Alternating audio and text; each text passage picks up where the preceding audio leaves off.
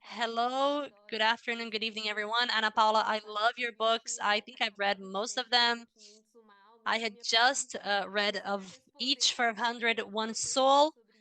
And this is my first question. Maybe you already answered because I wanted to ask about religion, and you talk very much about that, especially on of Cattle and Men in the ending.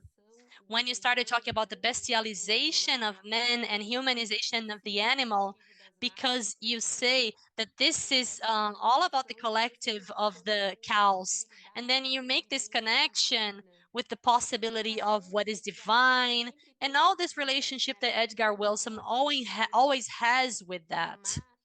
So he kills, but in a humanized way. And so is this thing that he is the stun operator also.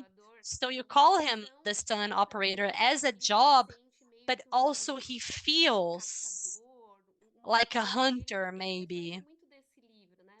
And so he has a lot of reflections in this book about how he feels. And it's very ironic for me because when you have that scene of the students when they go to the slaughterhouse and see how it works, and he responds to the little girl saying, she asks him, look, are you a killer, right? And then he responds, you know the burger that you eat. So this makes us think, because we only see the final product that we are buying and having, but in the world, this is something that we have been discussing about stopping eating meats and the violence against animals.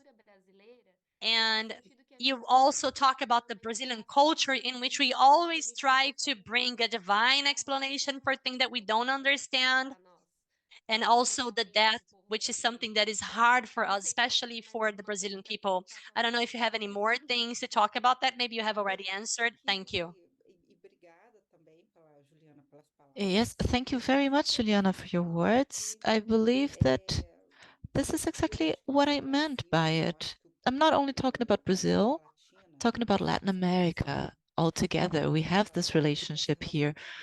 We have this relationship to cattle and to religion. In Brazil, it might be a little bit more intense, but in Mexico, you could also see that. Like there's a very strong religious understanding and very related to the cattle.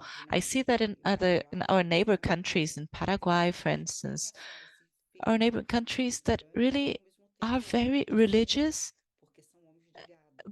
but whose population is related to blood because they are working with cattle.